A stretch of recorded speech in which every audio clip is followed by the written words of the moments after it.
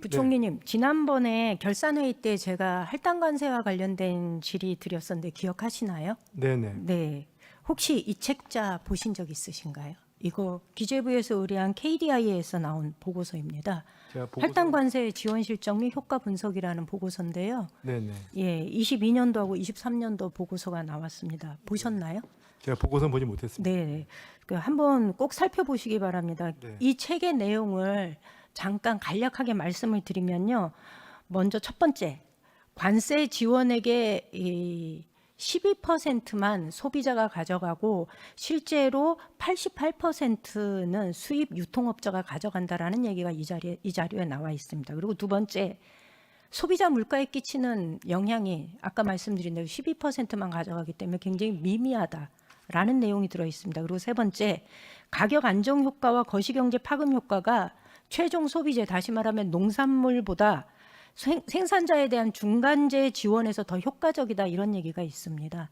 그리고 이런 얘기도 있습니다. 할당관세의 GDP 순증 효과가 굉장히 낮다. 오히려 마이너스 615억? 그러니까 실제로 물가 안정 효과도 없고 GDP 순증 효과도 없다라는 내용이 이 보고서에 담겨져 있습니다. 그것도 한 해만 그런 게 아니고요. 두 해에 걸쳐서 보고서 결과가 그러하니까 결론부터 말씀드리면 무분별한 할당관세 농산물 수입 정책에 대한 재검토를 해달라라는 얘기를 드리겠습니다.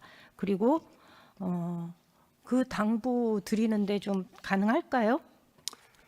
뭐 제가 사실은 KDI 보고서를 보지 못했기 네. 때문에 어떠한 방법론을 어떻게 했는지 잘 모르겠습니다만 말씀하신 지적은 뭐 충분히 있을 수 있다고 생각합니다. 다만 저희가 22년, 23년도 상황을 되돌아보시면 그 전 품목에 걸친 공급자, 그러니까 소위 말해서 서플라이 사이드 인플레이션이 있지 않았습니까? 네. 네, 그러다 보니까 그 부분들을 저희가 관리하려면은 각 유통 단계별로 각 경제 주체들이 가격 전가를 하게 되면 사실은 그게 우리 전체적으로 그러니까 인플레이션 기대 심리가 상승 기대 심리가 고쳐가 되는 게 가장 저희가 막아야 될 일이었기 때문에 예. 그 당시에 할당관세를 그런 식으로 저희가 확대 운영한 측면이 있습니다. 그래서 말씀하신 것처럼 하여튼 제도의 어떤 효과성을 좀 더 점검하면서 제가 유의를 하겠습니다. 예, 저희 농민들도 실제로 수입 농산물 전면적으로 반대하거나 그러는 거 아닙니다. 지난번에도 제가 말씀을 드렸지만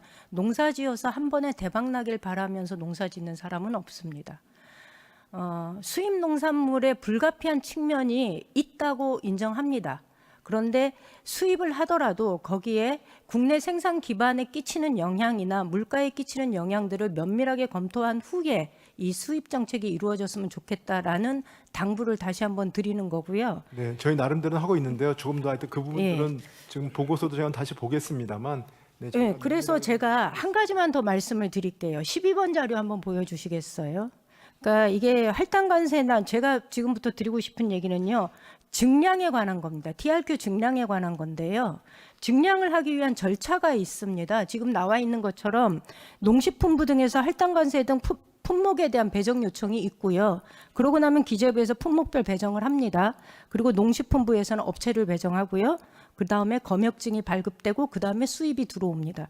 그런데 이 과정에서 여러 가지 면에서 저희가 부실하다라는 것, 지난 22년, 23년, 24년 시행된 과정을 보면 좀 부실하다라는 얘기를 좀 드리고 싶습니다. 먼저 TRQ 증량을 위해서 농식품부가 제출한 각종 자료가 매우 부실하다라는 건데요. 그리고 무역정책 심의회도 졸속으로 운영되고 있다라는 얘기를 좀 드리고 싶습니다. 시장 접근 물량 증량에 관한 규칙에 보면은요, 주무장관이 요청을 할 때 위에 세 가지 자료와 더불어서 밑에 4번, 5번, 6번, 7번 자료가 필요합니다. 다시 말하면 그러니까 증량이 당해 물품 생산 농가에 미치는 영향, 그다음에 당해 연도와 그 전후 3년간의 수급 실적 및 계획, 그리고 당해 연도와 그 전후 3년간의 월별, 연도별, 주요 수입국별 수입 가격 및 수입 실적과 그 전망, 그다음에 7번 이렇게 돼 있습니다.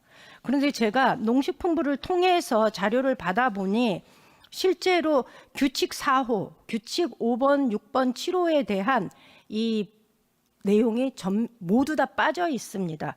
윤석열 정부 이후 생산농가에 미치는 영향이 기재되지 않은 보고서가 전체 6건이고요. 향후 3년간 수급 계획, 수입 가격 및 수입량, 국내 도매 가격 및 생산량 전망은 전체 보고서에서 기재되어 있지 않습니다. 게다가 기재부는 22년 9월 마늘을 증량하고 23년 6월 생강 증량에 대해서 TRQ 입법 예고조차도 누락했습니다. 물론 긴급을 요하는 경우에 입법 예고 예외 조항이 있기는 한데요. 생강이나 마늘 등은 국내 생산 기반과 매우 직결된 문제이기 때문에 이거는 이 업무를 방기한 거다라고 볼 수 있습니다. 그리고 할당관세 관련 시행령은 윤 대통령 취임 후에 20번을 개정했는데요. 그중에 단 4번만 입법 예고가 된 상태입니다. 그래서 이 부분은 규정을 이렇게 어겨가면서 이렇게 증량 절차를 밟는 것이 과연 타당한가라는 문제 제기를 좀 드리고 싶고요. 두 번째 또 언급하고 싶은 것은 무역정책심의회가 대단히 부실하게 졸속으로 운영되었다는 얘기를 드리고 싶습니다. 이 심의회가 실제로 2년 2개월 동안 22번 회의를 했는데요. 모두 서면으로 대체했습니다. 그리고 해당 위원회 위원 11명 중에 생산자 대표는 딱 1명이 되어 있고요. 생산자 의견 반영이 굉장히 어려운 구조로 되어 있습니다. 그러니까 심의위원회의 취지에 걸맞지 않는다라는 말씀을 드리겠습니다. 그리고 이것과 관련해서 이 절차를 지켜달라라는 얘기, 규칙에 되어 있음에도 불구하고 이것이 제대로 지켜지지 않으면서 무분별하게 이루어지다 보니 농가에서는 이것이 대단히 수입이 졸속으로 이루어졌다, 졸속으로 판단이 이루어졌다라는 얘기를 하는 거거든요. 이것과 관련돼서 혹시 기재부에서는 대책을 마련하실 계획이 있으신가요? 네, 아까도 말씀드렸듯이 저희는 그러니까 물가와 관련돼서는 저희 6.3%까지 올라갔던 상황이었기 때문에 저희는 위기 상황이라고 봤습니다. 그러니까 제가 그렇다고 네. 아무리 위기 상황이라 하더라도 관련 절차를 지키고 이런 것들 하는 건 맞는 것이죠. 그렇지만 지금 사후적으로 봤을 때 저희가 실제로 규정에 따라서 충실한 자료가 첨부되지 않거나 그다음에 절차가 조금은 더 철저하게 지켰어야 되는 지적에 대해서는 저도 어느 정도 말씀에 인정을 하는데요. 그래서 네. 저희가 제도 개선을 좀 해보고 혹시 절차가 예를 들어서 실질적으로 이상적인 절차인데 실제로는 절차 자체를 지키기가 사실 급할 때는 어려운 부분도 있을 수 있잖아요. 그렇죠? 그러니까 그런 부분들은 좀 저희가 제도 개선도 해보고 아니면은 또 실제로 저희가 또 다른 이 부분에 대해서는 집행이 제대로 이루어질 수 있는 좀 또 시스템도 갖추고 하는 그런 노력이 동시에 필요하다고 저는 생각합니다. 지금 말씀하신 거 지켜주셨으면 좋겠습니다. 14번 자료 보여주시겠어요? 보시면은요, 실제로 하면서 한 번도 14번 자료인데요.